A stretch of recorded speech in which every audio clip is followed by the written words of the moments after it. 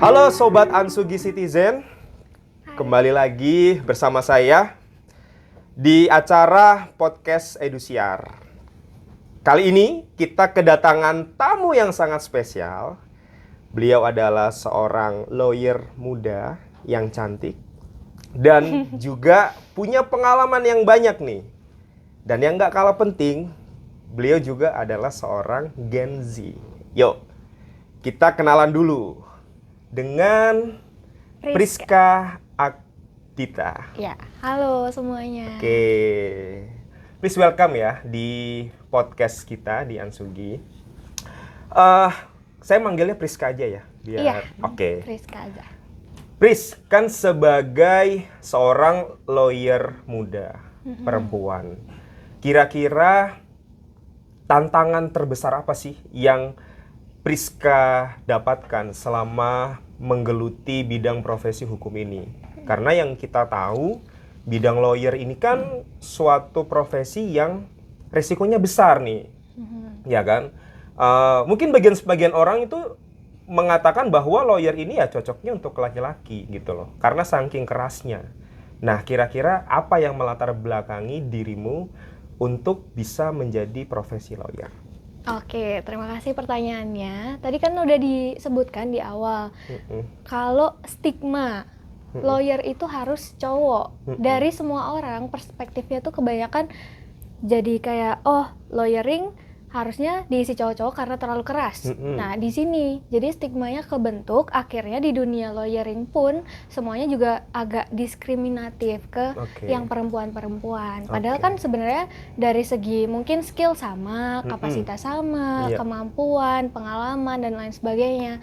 Tapi mungkin dari sisi apa ya, dianggapnya nggak terlalu kuat atau apa. Padahal kan kalau lawyering di Indonesia yang pakai civil law nggak perlu yang gontok-gontokan, ngotot-ngototan. Yang penting kuat di argumentasi kan. Betul. Nah, cuma karena stigma tadi, jadinya kita juga cukup sulit untuk membuktikan diri. Kayak kesempatannya atau juga kayak apa ya, mungkin trustnya. Orang-orang lebih milih, lawyer cowok aja lah daripada cewek, takutnya nggak bisa berantem. Padahal kan kita bukan atlet MMA kan. Betul. Apalagi atlet Smackdown gitu kan. Iya kan. Kan nggak perlu sampai ngebanting lawan kita gitu kan. Itu benar. Oke, ya. Nah, itu sih mungkin yang struggle-nya dihadapi. Kalau kenapa pilih lawyering? Karena fun ya. Kita belajar, Menarik. ada adrenalin rush-nya gitu ya tiap hari. Funnya di mana ini menurut Priska? Apa ya, kita belajar banyak hal, terus juga dituntut untuk menguasai berbagai case dalam waktu yang singkat. Jadi kita harus fast-paced banget nih untuk bisa keep up sama dunia lawyering ini gitu. Di situ serunya. Di situ serunya, dan itu menurutmu fun ya? Oke. Baik, kira-kira case menarik apa yang seorang Priska pernah handle dan itu menimbulkan kesan yang unforgettable? Kalau case apa ya?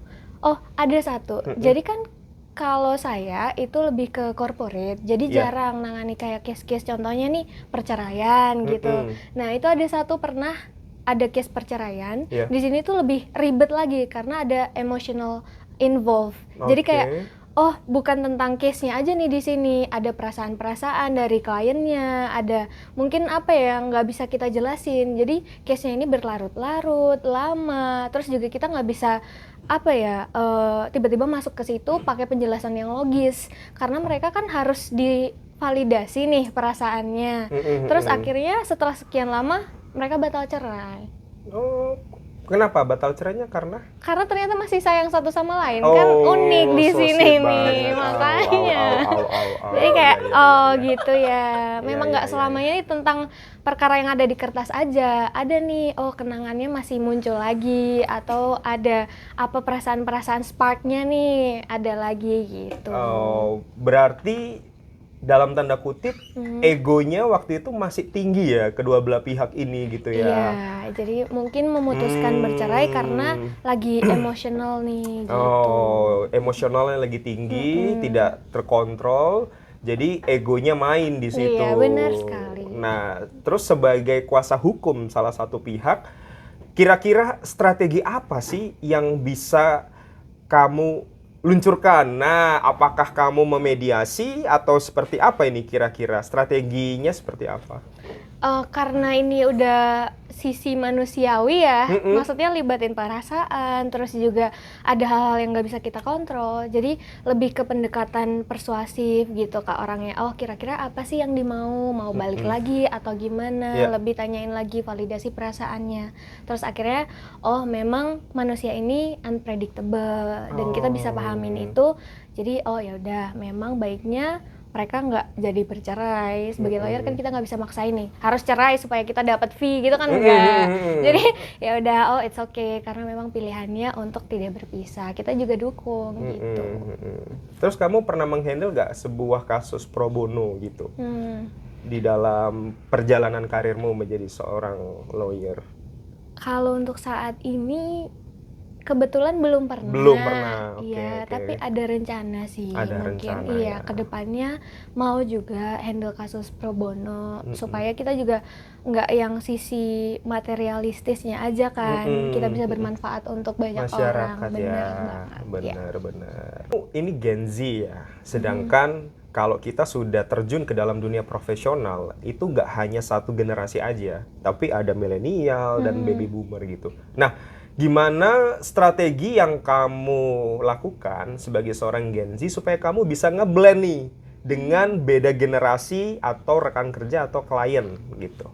Oh iya sih, kerasa banget ya perbedaan gap dari Gen Z, milenial, boomer gitu-gitu. Tapi kan kalau sebenarnya ada kesamaannya nih. Apa Kita itu? sama-sama manusia, mungkin Oke. berdasarkan pemahaman aja, kayak lebih mencoba memahami satu sama lain, terus baca situasi gitu. Jadi kayak kalau mau sama Gen Z, oh pendekatannya beda nih. Tapi kalau sama generasi yang di atasnya mungkin lebih kayak menghormati gitu. Tapi mereka sama-sama fun kok. Rata-rata kan lawyer fun gak sih? Sorry. Iya, bener fun. Lebih ke social skill-nya bagus karena kan lawyer harus berhadapan sama manusia-manusia lain. Jadi Ya. mereka pasti social skill-nya oke. Hmm. Jadi lebih gampang pendekatannya untuk sesama lawyer. Oke. Yang agak susah mungkin ke orang-orang yang di luar itu kali ya. Jadi kayak contohnya nih, kita ke instansi-instansi khusus. Oh, ternyata pendekatannya beda. Mereka maunya yang super birokrasi dan Iya. administratif banget nih. Betul. Itulah yang kayak, oh kita harus belajar lagi, menyesuaikan diri. Karena kalau misalnya kita pakai pendekatan yang ini dipakai ke semuanya juga nggak applicable gitu. Iya. Terus pernah nggak sih dalam kamu bergerak sebagai lawyer, ya kan, berprofesi sebagai lawyer, itu ada impactful ke real life-mu di luar sisimu sebagai seorang lawyer tuh pernah nggak berdampak? Atau seperti apa misalnya? Jadi lebih tegas atau apa gitu? Oh iya sih, pasti itu. Kalau misalnya di dunia lawyering ini sangat berdampak di pengambilan keputusan. Karena harus cepet kan apa-apa, Benar. fast thinking, terus apa decision-nya harus cepat, tepat, dan sesuai. Jadi harus yang paling minim resikonya. Nah itu sangat berpengaruh di kehidupan sehari-hari. Contoh nih kayak pesan makan atau apa, oh ya udah yang itu aja lah ya. Jadinya kayak mana yang cepetnya, bukan mana yang enak, mana apa. Aduh lama nih kalau mau mikir makan di mana. Biasanya kan kalau cewek-cewek ditanyain tuh mau makan di mana, terserah. Nah kalau lawyer nih pacarnya nggak mungkin jawab terserah. Jadi gitu ya? Iya, jadi kayak, oh mana yang cepet, kalau lama nih, emosi nih keluar gitu kayaknya ya. Nggak tahu semuanya atau enggak, tapi kebanyakan gitu. Berarti untuk cowok-cowok, aku bisa mengambil kesimpulan dong, lebih baik punya pacar cewek lawyer. Iya, Karena decision maker-nya cepat. Iya, bener banget. Kalau yang non-lawyer, kadang-kadang kita tanya, sayang mau makan di mana? Terserah. Tuh kan. Bingung jadinya kan, cowok itu bingung. Oke, sate? Enggak ah. Soto? Enggak ah gitu kan. Ya terus apa gitu kan. Nah kadang-kadang itu kan gitu. Tapi kalau seorang lawyer perempuan enggak ya? Biasanya udah ada, oh kesana aja deh biasanya gitu. Atau kayak malah tanyain, loh kamu udah kenal aku masa nggak tahu sih maunya apa? Oh, Nah, malah gitu. malah Malah di depan. Iya. Malah Gitu. jadi kayak pembuktian terbalik ini jadi. Iya jadinya. Oke. Di mana-mana iya. kayak persidangan nih di bawahnya. Enggak juga sih sebenarnya. Jadi kayak ini mau memperbaiki citra ya supaya cowok-cowok di sana nggak takut nih. Iya. Jadi kayak sebenarnya enak diajak diskusi dan punya pendirian yang kuat. Jadi bukan yang harus ini, nggak sesaklek itu, tapi bisa ngambil keputusan. Itulah yang agak membedakan mungkin dari kebanyakan orang lain. Oke. Tapi gini, kalau kita berangkat dengan fast decision maker, terkadang orang awam ini ya takut gitu. Maksudnya gini, takut untuk mempunyai pasangan yang backgroundnya hukum. Karena kan orang hukum terkenal suka debat, gitu kan. Sih. Keras kepala, suka debat. Nah, apakah seorang Priska seperti itu juga atau lebih fleksibel nih kalau dengan pasangan? Sebenarnya fleksibel, cuma yang logis aja lah gitu. Oh, Jadi gitu. jangan melibatkan hal-hal yang nggak logis gitu sih lebih tepatnya. Tapi kalau sesama kayak dalam relationship pasti saling memaklumi juga, kayak mungkin kadang-kadang nggak pakai logika nih karena pakainya perasaan, jadi beda.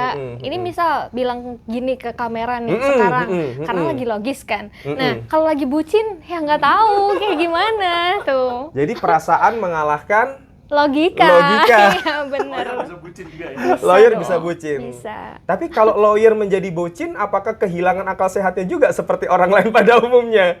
Sama juga ya? Sama juga. Oh iya, malah kita nggak bisa jadi fast decision maker itu tadi ya? Kayaknya kalau untuk pengalaman pribadi sih begitu. Oh, Iya. oke, ya. Mungkin kalau Pak Albert gimana pengalamannya? Oh Sama. gitu. Iya. Gimana ya? Pengalaman saya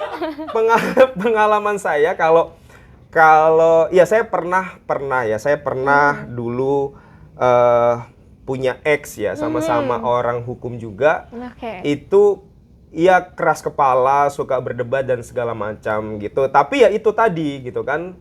Terkadang emosi, logika itu dikalahkan oleh perasaan gitu. Benar. Gitu. Tapi ya kalau kita mau terbawa emosi dan logika terus mau sampai kapan, akhirnya hubungannya ya kandas juga gitu kan, karena tidak ada win-win solution di situ.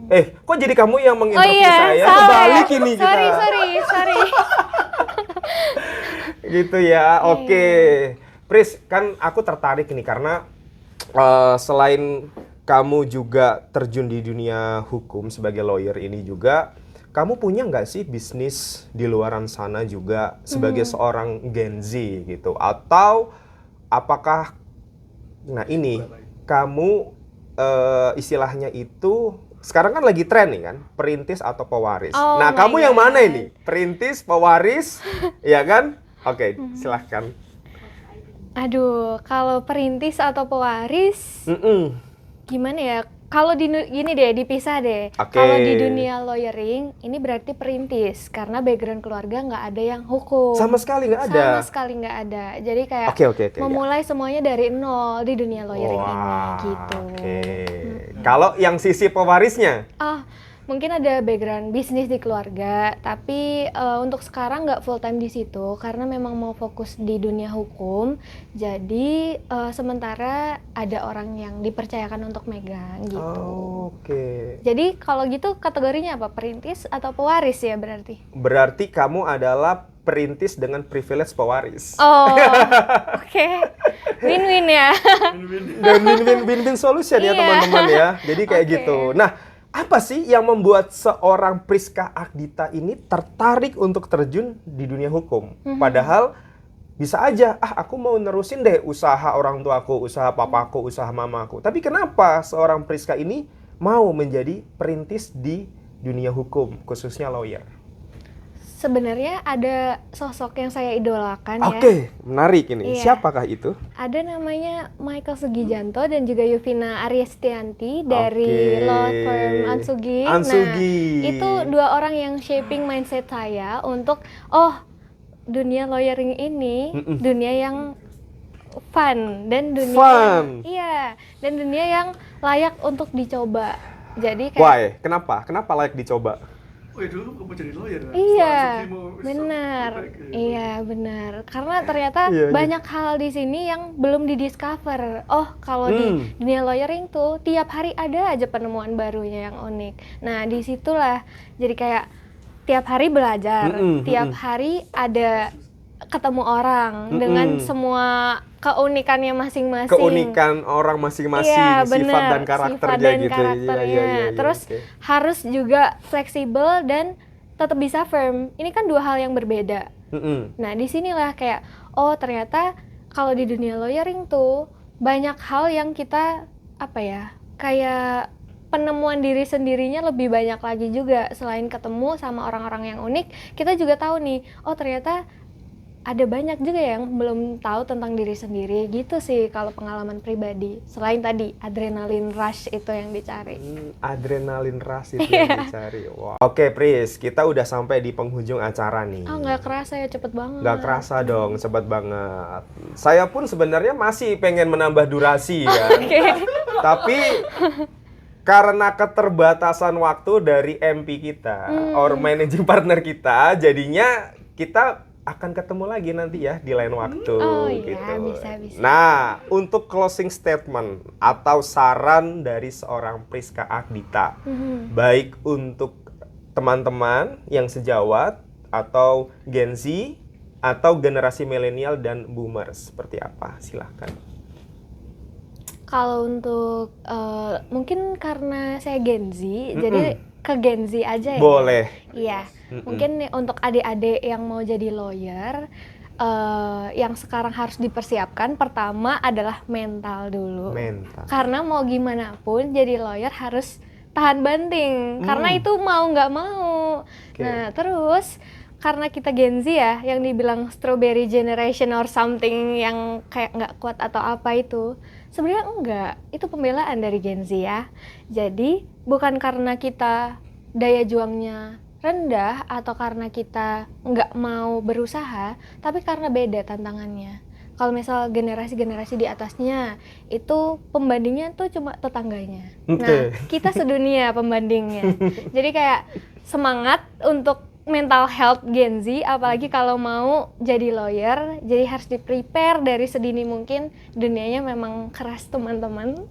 Keras ya Udah, teman-teman itu ya. aja. Oke, terima kasih Priska Akdita sudah hadir di dalam podcast Ansugi di kesempatan kali ini. Kita punya loh souvenir untuk Priska. Oh, ya ampun, terima kasih silahkan sekali. diterima. Terima dari kasih, Ansugi. bagus sekali loh.